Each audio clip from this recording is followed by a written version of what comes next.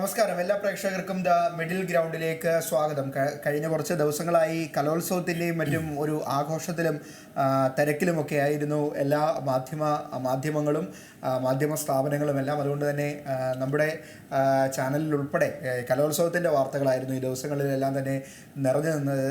അതുകൊണ്ട് ഒരു ഇടവേളയ്ക്ക് ശേഷം വീണ്ടും ദ മിഡിൽ ഗ്രൗണ്ട് പ്രേക്ഷകരിലേക്ക് എത്തുകയാണ് ഇന്നു മുതൽ. എന്തായാലും ഇന്നത്തെ ഏറ്റവും പ്രധാനപ്പെട്ട വാർത്ത ഏതാണ് എന്ന കാര്യത്തിൽ സംശയമില്ല. യൂത്ത് കോൺഗ്രസിൻ്റെ സംസ്ഥാന അധ്യക്ഷൻ രാഹുൽ മാങ്കൂട്ടത്തിലിനെ ഇന്ന് പുലർച്ചെ പോലീസ് പത്തനംതിട്ട അടൂരിലുള്ള വീട്ടിൽ നിന്ന് അറസ്റ്റ് ചെയ്തു. അവരുടെ വീടൊക്കെ വളഞ്ഞ് വളരെ നാടകീയ രംഗങ്ങൾക്ക് ശേഷമാണ് രാഹുൽ മാങ്കൂട്ടത്തിലിൻ്റെ അറസ്റ്റ് നടന്നത്. അതിനുശേഷം അദ്ദേഹത്തെ തിരുവനന്തപുരത്തേക്ക് കൊണ്ടുവന്നു. എന്തായാലും ഇപ്പോൾ വ്യാപക പ്രതിഷേധമാണ് സംസ്ഥാനത്ത്. എല്ലാ സ്ഥലങ്ങളിലും വ്യാപക പ്രതിഷേധമാണ്. എനിക്ക് തോന്നുന്നു ഈ പ്രതിഷേധത്തിന് തുടക്കമിട്ടത് ഈ രാഹുലിൻ്റെ വീട്ടിൽ വെച്ച് തന്നെ ഒരു വാർഡ് മെമ്പറോ മറ്റോ ആണ് അദ്ദേഹം, പ്രാദേശിക നേതാവ്, കോൺഗ്രസിൻ്റെ ഒരു പ്രാദേശിക നേതാവ്. ഇദ്ദേഹത്തെ അറസ്റ്റ് ചെയ്തുകൊണ്ട് പോകുന്ന വാഹനത്തിന് മുമ്പിൽ തന്നെ കിടന്ന് രാഹുലിനെ കൊണ്ടുപോകാൻ പറ്റില്ല എന്ന തരത്തിലുള്ള ഒരു പ്രതിഷേധം നടത്തി. പക്ഷേ പോലീസുകാർ വളരെ പുഷ്പം പോലെ അദ്ദേഹത്തെ എടുത്ത് മാറ്റി രാഹുലിനെയും കൊണ്ട് നേരെ തിരുവനന്തപുരത്തേക്ക് വരികയായിരുന്നു. പക്ഷേ തിരുവനന്തപുരത്ത് എത്തിയപ്പോഴേക്കും പ്രതിഷേധത്തിൻ്റെ രീതികൾ മാറി. രാഹുൽ മാങ്കൂട്ടത്തിൽ മാധ്യമങ്ങളോട് സംസാരിക്കാൻ ശ്രമിച്ചപ്പോൾ ബലമായി അദ്ദേഹത്തെ പോലീസ് ഉദ്യോഗസ്ഥർ ജീപ്പിലേക്ക് പിടിച്ച് കയറ്റുന്നതും മറ്റും നമ്മൾ കണ്ടു. പിന്നീട് അങ്ങോട്ട് വലിയ പ്രതിഷേധമാണ് സംസ്ഥാനത്ത് അങ്ങോളം ഇങ്ങോളം നടക്കുന്നത്. വിവിധ സ്ഥലങ്ങളിൽ ഈ മാർച്ചിൽ, പ്രത്യേകിച്ച് പത്തനംതിട്ടയിൽ, അടൂരിലും പത്തനംതിട്ടയിലുമെല്ലാം മാർച്ച് നടന്നിരുന്നു. ആൻ്റണി MP ഉൾപ്പെടെ പോലീസ് സ്റ്റേഷനിൽ പോയി കുത്തിയിരുന്നു. പ്രവർത്തകരെയൊക്കെ അറസ്റ്റ് ചെയ്ത നിലപാടിലേക്ക് പോലീസ് പോയപ്പോൾ അവരെ മോചിപ്പിക്കുന്നതിന് വേണ്ടി പോലീസ് സ്റ്റേഷനിൽ പോയി കുത്തിയിരുന്നു. അങ്ങനെ എന്തായാലും തകൃതിയായ കാര്യങ്ങളാണ് ഈ രാഹുൽ മാങ്കൂട്ടത്തിൻ്റെ അറസ്റ്റുമായി ബന്ധപ്പെട്ട് ഇന്ന് സംസ്ഥാനത്ത് നടക്കുന്നത്. ഏറ്റവും രസകരമായ കാര്യം, ഇതിൽ കൗതുകകരമായ കാര്യം അല്ലെങ്കിൽ രസകരമായ കാര്യം, രാഹുൽ തന്നെ ചോദിച്ച ഒരു ചോദ്യമാണ്. ഈ കഴിഞ്ഞ ദിവസങ്ങളിലെല്ലാം തന്നെ ഈ സംഭവം നടക്കുന്നത് ഡിസംബർ അവസാനത്തോടു കൂടിയാണ്. നമുക്കറിയാം, ഈ നവകേരള സദസ്സുമായി ബന്ധപ്പെട്ട് കോൺഗ്രസിന് നേരെ നടന്ന, കോൺഗ്രസ് പ്രതിഷേധങ്ങൾക്ക് നേരെ നടന്ന ആക്രമണങ്ങളിൽ പ്രതിഷേധിച്ചാണ് യൂത്ത് കോൺഗ്രസ് സെക്രട്ടേറിയറ്റിലേക്ക് മാർച്ച് നടത്തുന്നത്. എന്തായാലും അന്ന് നടന്ന ഒരു പ്രതിഷേധത്തിന് ശേഷം ഈ രാഹുൽ തിരുവനന്തപുരത്തുണ്ടായിരുന്നു. ഇന്നലെ അദ്ദേഹം ഈ കലോത്സവവുമായി ബന്ധപ്പെട്ട പരിപാടികളിലൊക്കെ കുറേ നേതാക്കന്മാരൊക്കെ കൊല്ലത്തെത്തിയിരുന്നു. അവിടെ ഉണ്ടായിരുന്നു രാഹുൽ. അതിനൊക്കെ ശേഷം ഇന്നലെ രാത്രിയാണ് രാഹുൽ അടൂരെ വീട്ടിലേക്ക് വന്നത്. ഇതിനിടയ്ക്ക് എത്രയോ ദിവസമുണ്ടായിരുന്നു. അദ്ദേഹം അടൂരെ വീട്ടിൽ വെച്ച് വളരെ നാടകീയമായി അദ്ദേഹത്തെ അറസ്റ്റ് ചെയ്തു. അങ്ങനെ ഏതാണ്ട് ഒരു പിടികിട്ടാപ്പുള്ളിയൊക്കെ അറസ്റ്റ് ചെയ്യുന്ന പോലെ വളരെ രഹസ്യ വിവരത്തെ ഈ കേസ് ഷീറ്റിൽ അങ്ങനെ എഴുതിയിട്ടുണ്ട്. അദ്ദേഹത്തിൻ്റെ വീട്ടിലുണ്ടെന്നുള്ള രഹസ്യ വിവരത്തെ തുടർന്നു. ഒരാളുടെ വീട്ടിലുണ്ട്, സ്വന്തം വീട്ടിലുള്ളത് എങ്ങനെയാണ് രഹസ്യ വിവരം? ഇനി ചിലപ്പോൾ ഇവരുടെ ഒരു ഫോർമാറ്റ് എങ്ങനെയായിരിക്കാം അറിയില്ല. ഈ പോലീസുകാരെ കോടതിയിൽ കൊടുക്കുന്ന റിപ്പോർട്ടിലൊക്കെ അങ്ങനെയായിരിക്കും പറയാം. അദ്ദേഹത്തിൻ്റെ വീട്ടിൽ ഉണ്ട് എന്നുള്ള രഹസ്യ വിവരത്തെ തുടർന്ന് ഞാനും പാർട്ടിയും അവിടെ എത്തി എന്നൊക്കെയാണ് അതിനകത്ത് എഴുതിയിരിക്കുന്നത്. എന്തായാലും അദ്ദേഹത്തിൻ്റെ അമ്മ പറയുന്നത് വീട് ചുറ്റും വളഞ്ഞ് ഓരോ ജനലിൻ്റെയും കടയിൻ്റെയും അവിടെ നിന്ന് കൊട്ടി ബഹളമുണ്ടാക്കി ഭീകര അന്തരീക്ഷമൊക്കെ സൃഷ്ടിച്ചാണ് പോലീസുകാർ രാഹുലിനെ അവിടെ നിന്ന് പിടിച്ചുകൊണ്ട് പോയത് എന്നുള്ളതാണ്. രാഹുൽ മാങ്കൂട്ടത്തിൽ മറ്റൊരു കാര്യവും കൂടെ പറയുന്നുണ്ട്. പിണറായി വിജയൻ്റെ താല്പര്യമായിരുന്നു അമ്മയുടെ മുമ്പിൽ വെച്ച് എന്നെ അറസ്റ്റ് ചെയ്തുകൊണ്ട് പോകണം എന്നുള്ളത്. അത് അയാൾ നടപ്പാക്കി എന്ന തരത്തിലുള്ളൊരു പ്രതികരണം രാഹുൽ മാങ്കൂട്ടത്തിൻ്റെ ഭാഗത്തു നിന്നും എത്തിയിട്ടുണ്ട്. എന്തായാലും നമ്മളിപ്പോൾ ഇത് പറയുന്നത് വരെ അദ്ദേഹത്തിൻ്റെ ജാമ്യാപേക്ഷ കോടതിയുടെ പരിഗണനയിലാണ്. അദ്ദേഹത്തിന് ജാമ്യം കിട്ടുമോ അതോ ഇനി 14 ദിവസത്തേക്ക് അദ്ദേഹത്തെ റിമാൻഡ് ചെയ്യുമോ എന്നുള്ള കാര്യം കണ്ടറിയേണ്ടിയിരിക്കുന്നു. ഇവിടെ രാഹുൽ മാങ്കൂട്ടത്തെ അറസ്റ്റ് ചെയ്ത ഒരു രീതിയാണ് വിമർശിക്കപ്പെടുന്നത്, അല്ലെങ്കിൽ അതിനെതിരെയാണ് സംസ്ഥാന വ്യാപകമായി പ്രതിഷേധവും നടക്കുന്നത്. നിയമം അത് യൂത്ത് കോൺഗ്രസ് സംസ്ഥാന അധ്യക്ഷനാണെങ്കിലും KPCC പ്രസിഡന്റിനാണെങ്കിലും CPM സംസ്ഥാന സെക്രട്ടറിക്കാണെങ്കിലും എല്ലാവർക്കും ഒരുപോലെ ബാധകമാണ്. പക്ഷേ അതിൽ ഒരു പാർഷ്വാലിറ്റി ഉണ്ടാകുന്നു. അല്ലെങ്കിൽ രാഹുൽ മാങ്കൂട്ടത്തെ ഇവിടെ സൂചിപ്പിച്ചതുപോലെ തന്നെ ഒരു തീവ്രവാദ കേസിലെയൊക്കെ പ്രതിയെ പിടിക്കുന്നത് പോലെ പുലർച്ചെ 5:30 പോലീസ് സംഘം വീട് വളയുന്നു, എല്ലാ വാതിലിനും കൊട്ടുന്നു, അമ്മ എഴുന്നേറ്റ് വരുന്നു. അവിടെ വീട്ടിൽ വെച്ച് ഉറക്കത്തിലായിരുന്ന രാഹുലിനെ കയ്യോടെ പിടിച്ച് കൊണ്ടുപോവുകയൊക്കെ ചെയ്യുന്നത്. ഈ ഒരു രീതിയാണ് ഇവിടെ ചോദ്യം ചെയ്യപ്പെടുന്നത്. കാര്യമായ വിമർശനം ഉയരുന്നതും അതിനെതിരെ തന്നെയാണ്. ടിറ്റോ ഇവിടെ സൂചിപ്പിച്ചതുപോലെ തന്നെ രാഹുൽ മാങ്കൂട്ടം ഈ സംഭവത്തിന് ശേഷം ഒളിവിൽ പോയിട്ടൊന്നുമില്ല. അദ്ദേഹം കേരളത്തിലുടനീളം പല പരിപാടികളിൽ പങ്കെടുത്തുകൊണ്ടിരിക്കുകയാണ്. എപ്പോൾ വേണമെങ്കിലും അറസ്റ്റ് ചെയ്യാം, അല്ലെങ്കിൽ ചോദ്യം ചെയ്യലിന് വേണ്ടി സ്റ്റേഷനിലേക്ക് വിളിപ്പിക്കാം, അവിടെ വെച്ച് അറസ്റ്റ് രേഖപ്പെടുത്താം. അതൊന്നും ചെയ്യാതെ ഈ രീതിയിൽ വളഞ്ഞിട്ട് പിടിക്കേണ്ട ഒരു സാഹചര്യം എന്താണ് എന്ന ചോദ്യമാണ് പ്രധാനമായും ഇതുമായി ബന്ധപ്പെട്ട് ഉയർന്നു കേൾക്കുന്നത്. മാത്രമല്ല, നവകേരള സദസ്സുമായി ബന്ധപ്പെട്ട് അവിടെ മുഖ്യമന്ത്രിയുടെ വാഹനത്തിന് നേരെ കരിങ്കൊടി കാണിച്ച യൂത്ത് കോൺഗ്രസ് പ്രവർത്തകരെ CPM പ്രവർത്തകരും മുഖ്യമന്ത്രിയുടെ അംഗരക്ഷകരുമെല്ലാം ക്രൂരമായി മർദ്ദിക്കുന്ന കാഴ്ച നാം ആ ദിവസങ്ങളിലൊക്കെ കണ്ടതാണ്. അതിൽ പ്രതിഷേധിച്ചാണ് ഇത്തരത്തിലൊരു സമരം കഴിഞ്ഞ മാസം 20-ാം തീയതി രാഹുൽ മാങ്കൂട്ടത്തിലിൻ്റെ നേതൃത്വത്തിൽ പോലീസ് ആസ്ഥാനത്തിന് മുന്നിൽ നടത്തിയത്. ഇവിടെ എന്ത് കാരണത്തിന് വേണ്ടിയാണോ ഈ സമരം നടത്തിയത്, ഈ യൂത്ത് കോൺഗ്രസ് പ്രവർത്തകരെ ക്രൂരമായി മർദ്ദിച്ച സംഭവം, അതിലെ പ്രതികൾക്കെതിരെയൊന്നും ഒരു നടപടിയുമില്ല.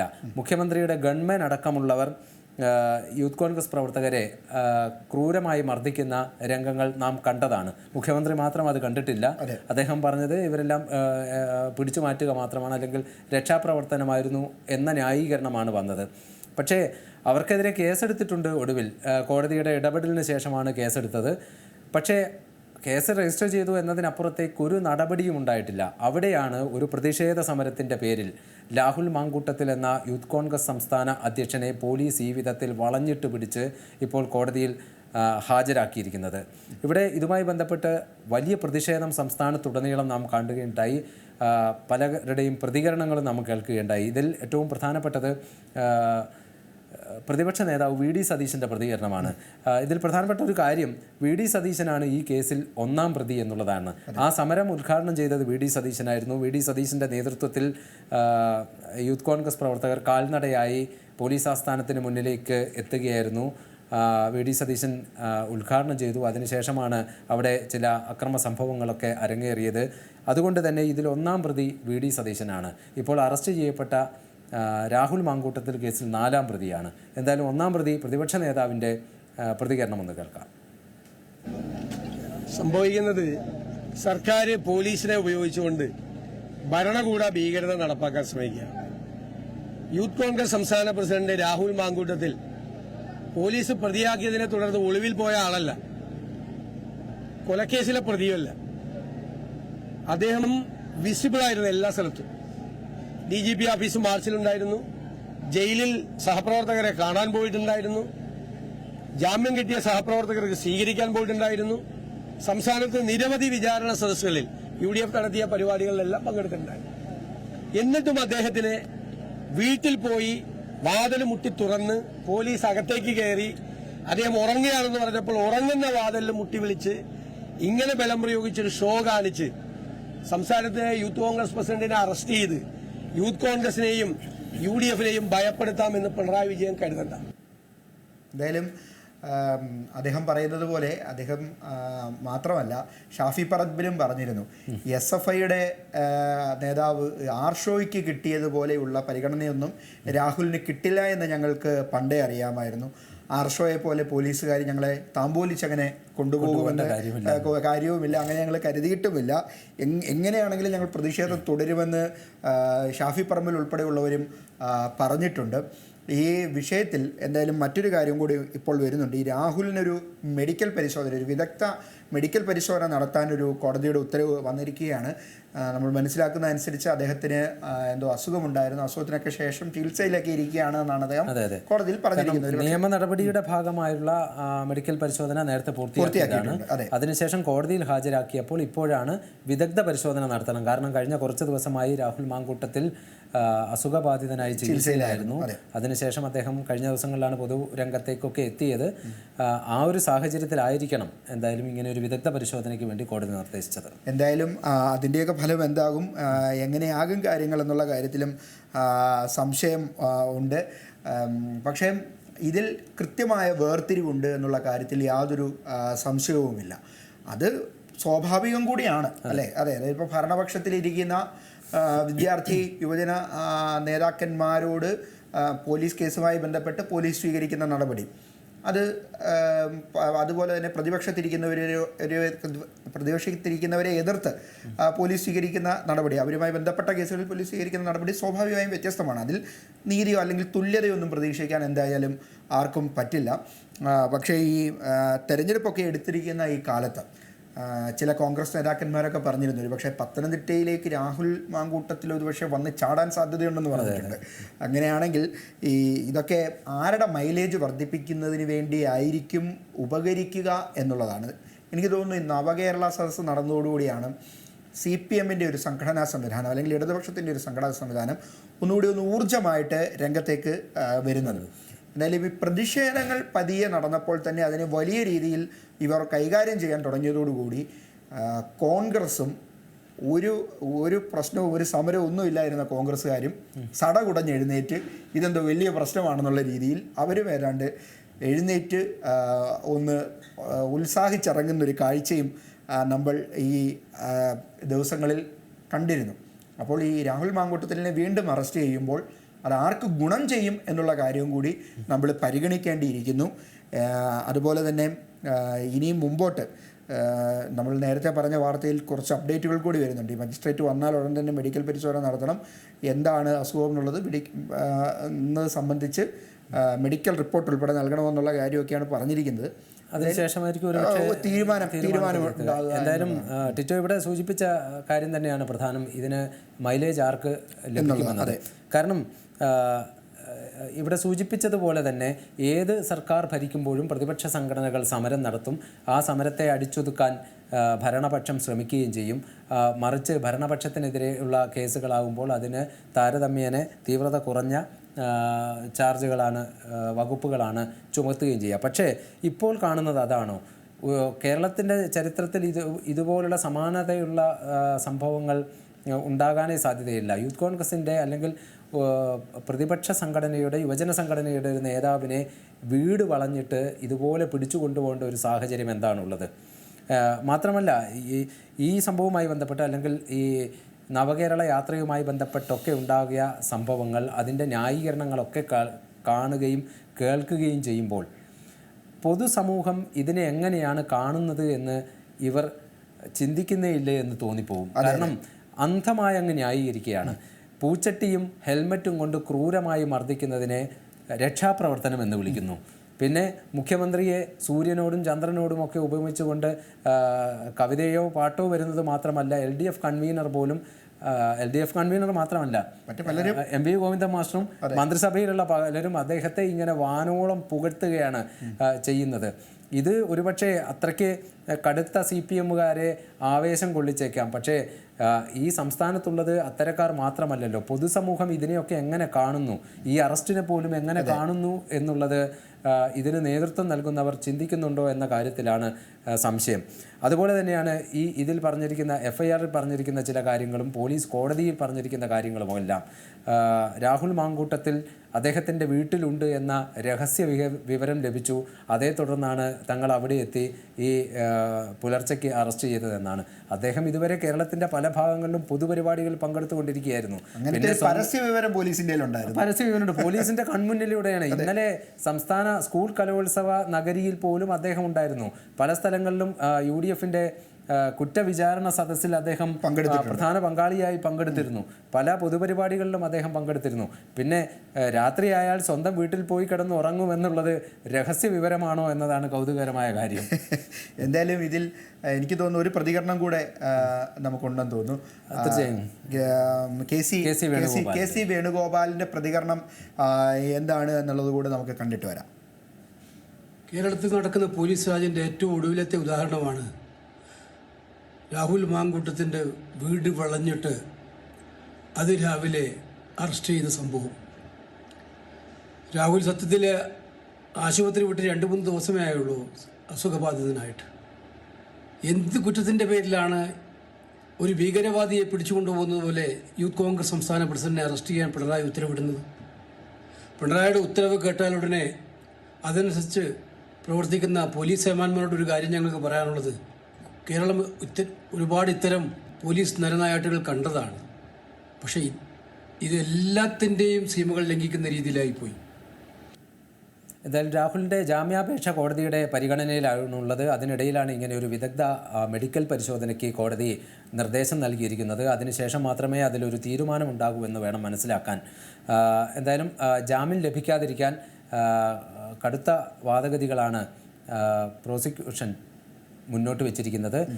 കാരണം ഇതിൽ ജാമ്യം നൽകി കഴിഞ്ഞാൽ അത് സാക്ഷികളെ സ്വാധീനിക്കുന്നതിന് അല്ലെങ്കിൽ ഈ സമാനമായ കുറ്റകൃത്യങ്ങൾ പ്രതി ചെയ്യുന്നതിന് എല്ലാം കാരണമാകുമെന്നാണ്. അതുപോലെ തന്നെ അദ്ദേഹത്തിനെതിരെ ചുമത്തിയിരിക്കുന്നത് പൊതുമുതൽ നശിപ്പിച്ചു, പോലീസിൻ്റെ ഔദ്യോഗിക കൃത്യനിർവഹണം തടസ്സപ്പെടുത്തി, പോലീസിന് നേരെ ആക്രമണം നടത്തി എന്നുള്ള വകുപ്പുകളൊക്കെ തന്നെയാണ്. എന്തായാലും അതിൽ കോടതിയുടെ തീരുമാനം കാത്തിരിക്കുകയാണ് കോൺഗ്രസ്സുകാരടക്കം ഉള്ളവർ. അതെ, ഈ തീരുമാനത്തിൻ്റെ അടിസ്ഥാനത്തിലായിരിക്കും മുമ്പോട്ടുള്ള പ്രതിഷേധങ്ങൾ, അതല്ലെങ്കിൽ ആഹ്ലാദ പ്രകടനങ്ങളെല്ലാം കോൺഗ്രസ്സുകാർ തീരുമാനിക്കുക. അല്ല, അതിനിടയിൽ വി ഡി സതീശൻ പറഞ്ഞിട്ടുണ്ട്, ഇത് കേസിൽ ഒന്നാം പ്രതി താനാണ്, ധൈര്യമുണ്ടെങ്കിൽ തന്നെ രണ്ടാം പ്രതിയോ മൂന്നാം പ്രതിയോ ആണ് എം വിൻസെന്റ്. വിൻസെന്റും പറഞ്ഞിട്ടുണ്ട് തങ്ങളെയും വീട്ടിൽ കയറി ഇതുപോലെ അറസ്റ്റ് ചെയ്യണം. കാരണം ഒന്നാം പ്രതിയെയും രണ്ടാം പ്രതിയെയും ഒക്കെ അവിടെ വെച്ച് ഈ നാലാം പ്രതിയെ ഇതുപോലെ വീട്ടിൽ കയറി ഇങ്ങനെ വളഞ്ഞിട്ട് പിടിച്ചു കൊണ്ടുപോകേണ്ട കാര്യം എന്താണ് എന്ന ചോദ്യമാണ് അവരും ഉന്നയിക്കുന്നത്. ഇതുപോലെ ഒരുപക്ഷെ പോലീസിന്റെ എഫ്ഐആറിൽ പറഞ്ഞേക്കാം കന്റോൺമെന്റ് ഹൗസിൽ ഉണ്ട് പ്രതിപക്ഷ നേതാവ് എന്ന രഹസ്യ വിവരം ലഭിച്ചതിനെ തുടർന്ന് അവർ അവിടെ എത്തുമോ എന്നുള്ളത് നമുക്ക് കണ്ടറിയാം. എന്തായാലും അത്തരം കാര്യങ്ങളൊക്കെ വരുന്ന മണിക്കൂറുകളിൽ തന്നെ വ്യക്തത വരും. എന്തായാലും നമ്മളിത് പറയുന്ന സമയം വരെയും ഇത് റെക്കോർഡ് ചെയ്യുന്ന നമ്മൾ ലൈവായിട്ട് റെക്കോർഡ് ചെയ്യുന്ന സമയം വരെയും രാഹുൽ മാങ്കൂട്ടത്തിന് ജാമ്യം ലഭിച്ചിട്ടില്ല. മുമ്പോട്ട് ഉള്ള കാര്യങ്ങൾ എങ്ങനെയാണെന്ന് നമ്മൾ കണ്ടറിയണം. ഇനി മറ്റൊരു വിഷയത്തിലേക്ക് കൂടി ഇന്നത്തെ TMGക്ക് പോകേണ്ടതുണ്ട്. ഇത് കഴിഞ്ഞ ദിവസങ്ങളിലൊക്കെ സമൂഹ മാധ്യമങ്ങളിൽ അങ്ങേയറ്റം വൈറലായി നിന്ന ഒരു കാര്യമാണ്. ഇതിനോടകം തന്നെ പ്രേക്ഷകർ അറിഞ്ഞിട്ടുണ്ട്. BJPയിൽ ഒരു ഓർത്തഡോക്സ് സഭയിലെ വൈദികൻ ചേരുകയും അതിനെ തുടർന്ന് ഓർത്തഡോക്സ് സഭയുടെ നിലയ്ക്കൽ ഭദ്രാസനത്തിലുണ്ടായ തർക്കങ്ങൾ, ഒച്ചപ്പാടുകളൊക്കെ എല്ലാവരും ഇതിനോടകം തന്നെ അറിഞ്ഞിട്ടുള്ള ഒരു കാര്യമാണ്. ഈ BJPയിലേക്ക് ചേർന്ന വൈദികനെതിരെ മറ്റൊരു വൈദികൻ, അതായത് ഇടതുപക്ഷത്തോട് ചേർന്ന് നിൽക്കുന്ന നമ്മൾ എല്ലാ മാത്യൂസ് വാഴക്കുന്നം എന്ന് പറയുന്ന ഇടതുപക്ഷത്തോട് ചേർന്ന് നിൽക്കുന്ന ഒരു വൈദികൻ ഈ BJPയിൽ ചേർന്ന ഷൈജു കുര്യൻ എന്ന് പറയുന്ന വൈദികനെ ആക്ഷേപിച്ച് ചാനൽ ചർച്ചകളിലൂടെയും മറ്റും ആക്ഷേപിച്ച് രംഗത്ത് വന്നു. എന്തായാലും ഇങ്ങനെ ആക്ഷേപിച്ച ഈ മാത്യൂസ് വാഴക്കുന്നം എന്ന് പറയുന്ന ഇടതുപക്ഷ അനുഭാവിയായ വൈദികൻ്റെ നടപടിയെ ഈ നിലയ്ക്കൽ എന്ന് പറയുന്ന ഭദ്രാസനത്തിൻ്റെ അധിപതി, ഭദ്രാസന അധ്യക്ഷനായിരിക്കുന്ന ഡോക്ടർ ജോഷുവ മാർ നിക്കോദിമോസ് എന്ന് പറയുന്ന ബിഷപ്പ് അദ്ദേഹത്തിനോട് അതിൽ വിശദീകരണം ചോദിച്ചു. അദ്ദേഹം അതിന് നേരിട്ട് വിശദീകരണം കൊടുക്കുകയല്ല ചെയ്തത്. അദ്ദേഹം പറഞ്ഞ മറുപടി, നിനക്കിപ്പം മറുപടി തരാൻ മനസ്സില്ലടാ ഡാഷ് മോനെ നിക്കോദിമോസെ എന്നൊക്കെ പറഞ്ഞിട്ടാണ് അദ്ദേഹം പറഞ്ഞത്. എനിക്ക് രസകരമായി തോന്നിയത്, ഞാൻ മറ്റ് പല സമൂഹ മാധ്യമങ്ങളിലും കണ്ടു, ഇദ്ദേഹം ഇങ്ങനെ ഈ അസഭ്യം പറയുമ്പോൾ ഈ മാത്യൂസ് വാഴക്കുന്നം ഇതിനു മുമ്പ് എനിക്ക് തോന്നുന്നു പിണറായി വിജയൻ അധികാരത്തിലേക്ക് വരുമ്പോൾ ഒരു യാത്ര നടത്തിയിരുന്നല്ലോ, ഈ നവകേരള മാർച്ച് എന്ന് പറയുന്നത്. അപ്പോൾ ആ നവകേരള മാർച്ച് പത്തനംതിട്ടയിൽ റാന്നിയിലാണെന്ന് തോന്നുന്നു എത്തിയപ്പോൾ അദ്ദേഹം ആ ചടങ്ങിൽ സംസാരിക്കുന്ന ഒരു കാര്യമുണ്ട്. ഞാൻ വളരെ മാന്യമായും സഭ്യമായും എല്ലാ കാര്യങ്ങളോടും പ്രതികരിക്കും. അത് 3 കാരണങ്ങളാണ് അദ്ദേഹം പറയുന്നത്. ആ വീഡിയോ ഇപ്പോൾ വൈറലായിട്ട് ഓടുന്നുണ്ട്. 1, ഞാനൊരു ക്രിസ്ത്യാനിയാണ്. 2, ഞാനൊരു അധ്യാപകനാണ്. അദ്ദേഹം റാന്നിയിലുള്ളൊരു കോളേജിലെ അധ്യാപകനാണ്, മലയാളം അധ്യാപകനാണെന്നാണ് ഞാൻ മനസ്സിലാക്കുന്നത്. 3, ഞാനൊരു ഇടതുപക്ഷക്കാരനാണ്. ഈ 3 കാരണങ്ങൾ കൊണ്ട് ഞാൻ വളരെ മാന്യമായും സഭ്യമായുമേ ആളുകളോട് ഇടപെടൂ, സംസാരിക്കൂ എന്നൊക്കെ പറയുന്നു. അദ്ദേഹം പറഞ്ഞു വന്നത് ഇടതുപക്ഷത്തിൻ്റെ മഹത്വമൊക്കെയാണ്, ഇടതുപക്ഷത്തിൻ്റെയും ഒരു ക്രൈസ്തവനായിരിക്കുന്നതിൻ്റെയും ഒരു അധ്യാപകനായിരിക്കുന്നതിൻ്റെയൊക്കെ മഹത്വമാണ്. പക്ഷേ അദ്ദേഹത്തിൻ്റെ ഏതെങ്കിലും ഒരു ഈ പറഞ്ഞ പദവികൾക്ക് ചേരുന്ന രീതിയിലുള്ളൊരു പ്രതികരണമായിരുന്നില്ല അദ്ദേഹത്തിനെ ഭരിക്കാൻ അദ്ദേഹം തന്നെ കൽപ്പിച്ചാക്കിയിരിക്കുന്ന ഒരു ബിഷപ്പിനോട് നൽകിയത്. ഡാഷ് മോനെ എന്നൊക്കെ ഒരു ബിഷപ്പ്, ഒരു പക്ഷേ ആദ്യമായിട്ടായിരിക്കും ക്രൈസ്തവ സഭയിൽ ഒരു ബിഷപ്പിന് ഈ രീതിയിൽ ഇങ്ങനെ കേൾക്കേണ്ടി വന്നത്. ബിഷപ്പുമാർക്കൊക്കെ എതിരെ ഇപ്പോൾ ശ്രദ്ധിച്ചിട്ടുണ്ടോ നിങ്ങൾ? ഈ ആലഞ്ചേരിക്കെതിരെ പോലും എറണാകുളം അങ്കമാലി അതിരൂപതയിൽ വലിയ പ്രതിഷേധമുണ്ടായി. അദ്ദേഹമേ 2 രാജിവെച്ച് ഇപ്പോൾ അവരുടെ സഭ പുതിയ ഒരാളെ തിരഞ്ഞെടുക്കാൻ വേണ്ടിയിരിക്കുകയാണ്. അപ്പോൾ പോലും ആലഞ്ചേരിയെ ഡാഷ് മോനെ എന്നൊന്നും ആരും ഒരു വിശ്വാസിയും അല്ലെങ്കിൽ വൈദികരൊന്നും വിളിച്ചിട്ടില്ല. വൈദികരെ ഒരു പക്ഷേ അങ്ങോട്ടും ഇങ്ങോട്ടുമൊക്കെ വിശ്വാസികളോ അല്ലെങ്കിലൊക്കെ ചിലപ്പോൾ ചില തെറി വാക്കുകളൊക്കെ വിളിച്ചേക്കാം. പക്ഷേ ഒരു ബിഷപ്പ് എന്ന് പറയുന്നത് ഈ വിശ്വാസികളൊക്കെ കരുതുന്ന അദ്ദേഹം ഒരു ഉന്നത പദവിയാണെന്നൊക്കെയാണ്. അങ്ങനെ എന്തായാലും ഈ മറ്റൊരു കാര്യം കൂടിയുണ്ട്. ഈ ഇടതുപക്ഷത്തെ ഈ വൈദികൻ വേറൊരു കാര്യം കൂടെ ചെയ്തിട്ടുണ്ട്. മാത്യൂസ് വാഴക്കുന്നം അദ്ദേഹം ആ സംഭാഷണത്തിൽ പറയുന്നുണ്ട്, ബിഷപ്പിനെതിരെയുള്ള പല തെളിവുകളും എൻ്റെ കയ്യിലുണ്ട്, എനിക്കെതിരെ നടപടി വന്നാൽ ഞാൻ അതൊക്കെ പുറത്തുവിടും എന്ന് പറയുന്നു. ഈ ക്രൈസ്തവ സഭകളൊക്കെ ഇതെങ്ങോട്ടാണ് ഈ പോകുന്നതെന്നുള്ളതാണ്. അതുപോലെ തന്നെ ഇദ്ദേഹത്തിനെതിരെ അല്ലെങ്കിൽ ഈ BJP-യിൽ ചേർന്ന ഈ ഷൈജു കുര്യൻ എന്ന് പറയുന്ന വൈദികനെതിരെയും വലിയ ആക്ഷേപം ഉണ്ട്. അത് വിശ്വാസികളുടെ ഇടയിൽ നിന്നുകൊണ്ട് ഇത് സത്യത്തിൽ രണ്ടായിട്ട് ആളുകൾ തിരിഞ്ഞിരിക്കുകയാണ്. ഇത് ഇവരുടെ എന്താ പറയുന്നത്, ഇടതുപക്ഷമൊന്നും NDA എന്നുള്ള രീതിയിൽ സഭയെ മാറിയിരിക്കുകയാണ് എന്നുള്ളതാണ്. ഈ രാഷ്ട്രീയ പാർട്ടികൾ, നമ്മൾ മുമ്പ് കേട്ടിരുന്ന ഏറ്റവും പ്രധാനപ്പെട്ട ആക്ഷേപം എന്താണ്? മതങ്ങൾ രാഷ്ട്രീയ പാർട്ടികളുടെ കാര്യങ്ങളിൽ ഇടപെടുന്നു എന്നുള്ളതാണ് നമ്മൾ ഇതിനു മുമ്പ് കേട്ടിരുന്ന ഏറ്റവും വലിയ ആക്ഷേപം. അതിനൊരാക്ഷേപമായിരിക്കുകയാണ് ഈ സംഭവം. രാഷ്ട്രീയ പാർട്ടികൾ ഒരു സഭയുടെ ഒരു ഭദ്രാസനത്തിൻ്റെ കാര്യത്തിൽ ഇടപെടുന്നു, ഈ വലിയ രീതിയിലുള്ള തർക്കത്തിലേക്കൊക്കെ പോകുന്നു.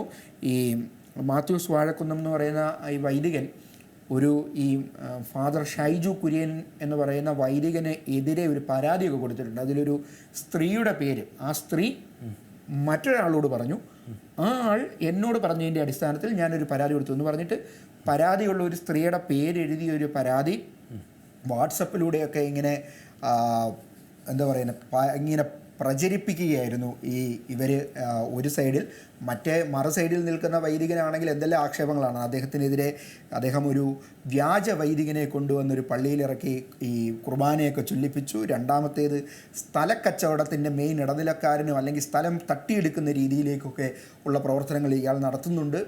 പിന്നെ വളരെ പ്രധാനപ്പെട്ടതും ഗുരുതരവുമായ ആരോപണം എന്ന് പറയുന്നത് സഭയിലെ ചില സ്ത്രീകളോട് ലൈംഗിക ചുവയോടുകൂടി സംസാരിച്ചു. അങ്ങനെ നിരവധി ആരോപണങ്ങൾ. ഇതെല്ലാം ആരോപണങ്ങളാണ് എന്നിരുന്നാൽ തന്നെയും പക്ഷേ നമ്മുടെ മുമ്പിലുള്ള സത്യം എന്താണെന്ന് ചോദിച്ചാൽ ഈ ഓഡിയോ ക്ലിപ്പാണ്. ഈ ഓഡിയോ ക്ലിപ്പിൽ ഈ ബിഷപ്പിനെ ഇങ്ങനെ വളരെ മോശമായി ബിഷപ്പിനെ അഭിസംബോധന ചെയ്യുകയാണ് ഒരു വൈദികൻ. ചിന്തിക്കേണ്ട കാര്യം എന്താണ്, ഒരു മതം സ്ഥാപനത്തിൻ്റെ അല്ലെങ്കിൽ ഒരു ക്രൈസ്തവ വിശ്വാസപ്രകാരം എന്താണ് ഒരു സഭയുടെ ധർമ്മം എന്നുള്ള കാര്യമൊക്കെ ഇവർ ചിന്തിക്കുന്നുണ്ടോ? അങ്ങനെയെങ്കിൽ ഈ രീതിയിൽ വേണമോ വൈദികരൊക്കെ? പ്രത്യേകിച്ച് നമുക്കറിയാം, ഈ വൈദികരെന്നൊക്കെ പറയുമ്പോൾ മറ്റ് ജോലികൾക്കൊന്നും പോകാതെ പൂർണ്ണമായും ഈശ്വര വിശ്വാസത്തിന് വേണ്ടിയും അതിൻ്റെ പ്രചരണത്തിന് വേണ്ടിയും സേവനത്തിന് വേണ്ടിയുമൊക്കെ ജീവിതം പൂർണ്ണമായും മാറ്റിവെച്ചിട്ടുള്ളവരാണ് വൈദികർ. ഇപ്പോൾ മറ്റ് പല ചർച്ചകളുമൊക്കെ, ഇപ്പോൾ ഈ നിരണം ഭദ്രാസനത്തിലെ യാക്കോബായ സഭയിലെ ഈ ബിഷപ്പ് കൂർലോസ്, അദ്ദേഹം നേരത്തെ സ്ഥാനത്യാഗമൊക്കെ ചെയ്തു. അദ്ദേഹത്തോട് ആരോ ചോദിച്ചു, തെരഞ്ഞെടുപ്പിലൊക്കെ മത്സരിക്കുമെന്ന് ചോദിച്ചു. അദ്ദേഹം അതിന് കൊടുത്ത മറുപടി വളരെ ഇൻട്രസ്റ്റിംഗ് ആണ്. ഒരു ബിഷപ്പിന് തെരഞ്ഞെടുപ്പിൽ മത്സരിക്കുന്നതിന് എന്തെങ്കിലും വിലക്കുള്ളതായിട്ട് എനിക്കറിയില്ല എന്നുള്ളതാണ്. പക്ഷേ ഈ സഭയെക്കുറിച്ചും അല്ലെങ്കിൽ അതുപോലെ ഈ സംവിധാനങ്ങളെക്കുറിച്ചൊക്കെ ആളുകൾ കരുതുന്നത്, ഏറ്റവും ചുരുങ്ങിയത് വിശ്വാസികളെങ്കിലും കരുതുന്നത് എന്താണ് എന്നുള്ള ബോധ്യം ഈ ആളുകൾക്കുണ്ടോ? അങ്ങനെ തെരഞ്ഞെടുപ്പിൽ മത്സരിക്കാനാണെങ്കിലും രാഷ്ട്രീയ പാർട്ടികളുടെ പുറകെ പോകാനാണെങ്കിലും എന്തിനാണ് വളരെ ബുദ്ധിമുട്ടി വർഷങ്ങളോളം പഠിച്ചൊക്കെ നിങ്ങൾ ഈ കുപ്പായം ഇടുന്നതും ഇതിൻ്റെ പിന്നാലെ ഇങ്ങനെ നടക്കുന്നതും എന്നുള്ളതാണ്. ഈ പറയുന്ന ഈ വൈദികനൊക്കെ ജോലിയുണ്ട്, അത് വേറെ കാര്യം. ഇങ്ങനെ തർക്കത്തിലേക്ക് പോവുകയാണ് ആളുകൾ തമ്മിൽ. ഇതിൽ ഏറ്റവും രസകരമായ സംഗതി ഞാൻ മുമ്പ് പറഞ്ഞതുപോലെ മതങ്ങൾ രാഷ്ട്രീയത്തിൽ ഇടപെടുന്നു എന്നുള്ള പഴിക്ക് ഒരു മറുവാദം വന്നിരിക്കുകയാണ്. ഇതിപ്പോൾ രാഷ്ട്രീയ പാർട്ടി ഏതാണ്, മതം ഏതാണ് എന്നൊക്കെ മനസ്സിലാക്കാൻ പറ്റാത്ത ഒരു സാഹചര്യത്തിലേക്കാണ് പോയിക്കൊണ്ടിരിക്കുന്നത്. കാരണം ആ രീതിയിലുള്ള ആക്ഷേപങ്ങളും ആരോപണങ്ങളുമൊക്കെയാണ് രാഷ്ട്രീയ പാർട്ടിയിലുള്ളതുപോലെ ഈ മതങ്ങളിലും ഉയർന്നു കേൾക്കുന്നത്. അത് ഈ രാഷ്ട്രീയ പാർട്ടികളുടെ ഇടപെടൽ മതത്തിലുമുള്ളത് കൊണ്ടാണ്. നേരത്തെ പറഞ്ഞതുപോലെ തന്നെ മതങ്ങൾ രാഷ്ട്രീയത്തിൽ ഇടപെടരുത് എന്ന് പറയുന്നതും രാഷ്ട്രീയം മതത്തിൽ ഇടപെടരുത് എന്ന് പറയുന്നതും ഇത് പരസ്പരം കൊണ്ടും കൊടുത്തും ഉള്ള ഒരു പരിപാടിയാണ്. പരസ്പരം ഇടപെട്ടാൽ മാത്രമേ ഇവർക്ക് വളരാൻ കഴിയുകയുള്ളൂ. രാഷ്ട്രീയത്തിൽ ഇടപെട്ട് മതസംഘടനകൾ നേട്ടമുണ്ടാക്കുകയും മതസംഘടനകളുടെ കാര്യത്തിൽ രാഷ്ട്രീയ പാർട്ടികൾ ഇടപെട്ട് ആ വോട്ട് ബാങ്കിനെ സ്വന്തം പക്ഷത്തേക്ക് മാറ്റുകയും ഒക്കെ ചെയ്തുകൊണ്ടിരിക്കുകയാണ്. ഇവിടെയും ഈ തർക്കത്തിലേക്ക് നയിച്ചത് അല്ലെങ്കിൽ അതൊരു പൊട്ടിത്തെറിയിലേക്ക് എത്തിച്ചത് ഒരു പക്ഷേ ഈ ഷൈജു കുര്യൻ എന്ന വൈദികൻ്റെ BJP പ്രവേശനം തന്നെയായിരിക്കാം. കാരണം BJPക്ക് ഇതൊരാവശ്യമാണ്. ക്രിസ്തീയ വോട്ടുകൾ സമാഹരിക്കുന്നതിൻ്റെ ഭാഗമായിട്ട് അവർ പല തന്ത്രങ്ങളും പയറ്റിക്കൊണ്ടിരിക്കുകയാണ്. പല കാര്യങ്ങളും നമ്മൾ കഴിഞ്ഞ ദിവസം, അത് പ്രധാനമന്ത്രി മുതൽ ഇങ്ങ് സംസ്ഥാന പ്രസിഡന്റ് K. സുരേന്ദ്രൻ വരെയുള്ളവർ വാർഡ് തലത്തിൽ വീടുകളിലേക്കൊക്കെ എത്തി, ക്രൈസ്തവ ഭവനങ്ങളിലേക്ക് എത്തി ക്രിസ്മസ് സ്നേഹ സന്ദർശനം നടത്തിക്കൊണ്ടിരിക്കുന്ന ഒരു ഘട്ടത്തിലാണ് അവിടെ ഒരു വൈദികനെ പാർട്ടിയിൽ ചേർക്കാൻ കഴിഞ്ഞു. അതിന് അപ്പുറത്ത് ഇങ്ങനെ വൈദികർ പോകരുത് എന്ന് പറഞ്ഞുകൊണ്ട് ഒരു വിശ്വാസിയായ ആളല്ല അദ്ദേഹം. മറ്റൊരു പാർട്ടിയോട് ചാഞ്ഞു നിൽക്കുകയാണ് ചെയ്യുന്നത്. CPM അനുഭാവിയായ ഈ വാഴക്കുന്നത്ത്. അതെ. അത് മാത്രമല്ല, അദ്ദേഹം ഇപ്പോൾ ഇവർ പറയുന്നത് എന്താണ്, വൈദികരാരും ഇങ്ങനെ രാഷ്ട്രീയത്തിൽ പോകാൻ പാടില്ല. ഈ വാഴക്കുന്നം എത്രയോ വർഷങ്ങളായിട്ട് ഇടതുപക്ഷത്തിന്റെ കൂടെ നിൽക്കുന്ന ആളാണ്. പിന്നെ ഇടതുപക്ഷം ഇപ്പം മത്സരിക്കാമോ എന്നുള്ള കാര്യത്തിൽ എനിക്ക് തോന്നുന്നു വയനാട്ടിലാണ് ഒരു വൈദികൻ തന്നെ ഇടതുപക്ഷത്തിന് വേണ്ടി മത്സരിച്ചിട്ടുണ്ട് മുമ്പ്. ആ വാർത്തകൾ ഉൾപ്പെടെ ഈ പുറത്തു വരുന്ന, അത് നമുക്കറിയാവുന്ന കാര്യങ്ങളാണ്. വയനാട്ടിൽ മാനന്തവാടിയിലോ മറ്റോ ആണെന്ന് തോന്നുന്നു ഇടതുപക്ഷത്തിന്റെ സ്ഥാനാർത്ഥി തന്നെ ഒരു വൈദികനായിരുന്നു എന്നുള്ളതാണ്. അല്ലെ, ഈ ശബ്ദരേഖ പുറത്തു വന്നപ്പോൾ, വൈദികന്റെ ശബ്ദരേഖ എന്ന് പറഞ്ഞ് പുറത്തു വന്നപ്പോൾ, CPM അനുഭാവിയായ വൈദികന്റെ ശബ്ദരേഖ എന്ന് പറഞ്ഞപ്പോൾ അതിന്റെ താഴെ ഒരു കമന്റും ഉണ്ട്, CPM അനുഭാവിയല്ലേ, അതിശയിക്കാനില്ല എന്നുള്ളത്. എന്തായാലും രാഷ്ട്രീയ പാർട്ടികൾ പരസ്പരം ചെളിവാരി എറിയുന്നത് പോലെ ഈ വൈദികരൊക്കെ ഇതിന് മുതിർന്നാൽ എങ്ങോട്ടാണ് നമ്മുടെ കാര്യങ്ങൾ പോകുന്നത് എന്ന് സംശയിച്ചു പോകും. മാത്രമല്ല, ഇപ്പോൾ അദ്ദേഹം ഡേഷ് മോനെ എന്നേ വിളിച്ചിട്ടുള്ളൂ. അവിടെ വിട്ടഭാഗം പൂരിപ്പിച്ചുകൊണ്ട് വരും ദിവസങ്ങളിൽ വിളിക്കുമോ എന്നുള്ളതാണ് കണ്ടറിയേണ്ട കാര്യം തന്നെയാണ്. അതെ, എന്തായാലും ഈ വിഷയത്തിൽ സഭ ഒരു തീരുമാനമെടുത്തിട്ടുണ്ട്. ഒരു വൈദികനെതിരെ നടപടി വന്നിട്ടുണ്ട്. ഈ ഇടതുപക്ഷ അനുഭാവിയായ മാത്യൂസ് വാഴക്കുന്നത്തിനെ വൈദികനടുത്ത എല്ലാ പദവിയിൽ നിന്നും സഭ മാറ്റി നിർത്തിയിരിക്കുകയാണ്. ഇനി അദ്ദേഹത്തിന് ഞാൻ മനസ്സിലാക്കുന്നിടത്തോളം കുർബാനയൊന്നും അർപ്പിക്കാൻ പറ്റില്ല. മറ്റേതെങ്കിലും കൂദാശകൾ, സഭയുടെ എന്തെങ്കിലും ഒരു ശുശ്രൂഷ ചെയ്യുന്നതിന് വേണ്ടി അദ്ദേഹത്തിന് നിലവിൽ ഒരു താൽക്കാലിക വിലക്കുണ്ട്. അത് ഇനി മുമ്പോട്ട് വേണമെങ്കിൽ ഈ കാതോലിക്ക ഭാവിക്കും ഈ ബിഷപ്പുമാർക്കും എല്ലാം കൂടി അദ്ദേഹത്തിനെ സ്ഥിരമായി വേണമെങ്കിൽ അങ്ങ് മുടക്കാം. പൊക്കോളൂ എന്ന് പറയാം, കുപ്പായ ഊരിക്കോളൂ എന്ന് പറയാം. കുപ്പായ ഊരിയിട്ട് പാർട്ടി പോയി ചേർന്നു, ഇംഗ്ലാബ് വിളിച്ചോ, അതാകുമ്പോൾ സൗകര്യമാകും എന്ന് പറയാം. നല്ലത്. എൻ്റെ വ്യക്തിപരമായ അഭിപ്രായത്തിൽ അദ്ദേഹത്തിനെ മുടക്കുന്നത് തന്നെയാണ് നല്ലത്. ഇത് എന്തുദ്ദേശിച്ചിട്ടാണ് എന്നുള്ളതാണ്. ഇപ്പോൾ യുക്തിവാദി സംഘടനയുടെ ഒരു നേതാവ് എല്ലാ ദിവസവും അമ്പലത്തിലോ പള്ളിയിലോ പോയാൽ എന്ത് ചെയ്യും? അയാളെ യുക്തിവാദ സംഘടനയിൽ അവർ നിർത്തുമോ? അവർ പുറത്ത് കളയും. അതിനൊക്കെ അവർക്ക് അതിനുള്ള ആർജവമൊക്കെ ഉണ്ട്. മതം അല്ലെങ്കിൽ ഈ ക്രൈസ്തവ സഭകൾ, പ്രത്യേകിച്ച് ഈ വിഷയത്തിൽ ഓർത്തഡോക്സ് സഭ സ്വീകരിക്കേണ്ടത് ആ നിലപാടാണ്. രാഷ്ട്രീയ പാർട്ടികളിലൂടെ പോകുന്നവനൊക്കെ അങ്ങോട്ട് പോക്കോ, അവിടെ പോയി പണി ചെയ്തു, ഇവിടേക്ക് വരണ്ട, ഇവിടെ നിങ്ങളെ ഏൽപ്പിച്ചിരിക്കുന്നത് മറ്റൊരു കാര്യമാണ്, മറ്റൊരു ജോലിയാണ് എന്നുള്ളത് മനസ്സിലാക്കാൻ ഇനിയെങ്കിലും ഈ വലിയ ബിഷപ്പുമാരൊക്കെ കരുതും എന്ന് നമുക്ക് വെറുതെ ആശിക്കാം എന്ന് പറഞ്ഞുകൊണ്ട് ഇന്നത്തെ മിഡിൽ ഗ്രൗണ്ടിൻ്റെ സമയം ഇവിടെ പൂർത്തിയാകുകയാണ്. നാളെ മറ്റു വാർത്തകളും വിശേഷങ്ങളുമായി കാണാം. നമസ്കാരം. ഏറ്റവും പുതിയ വാർത്തകളും വിശേഷങ്ങളും വിരൽ തുമ്പിലറിയാൻ സീ മലയാളം ന്യൂസ് എല്ലാ ഡിജിറ്റൽ പ്ലാറ്റ്ഫോമുകളിലും ലഭ്യം.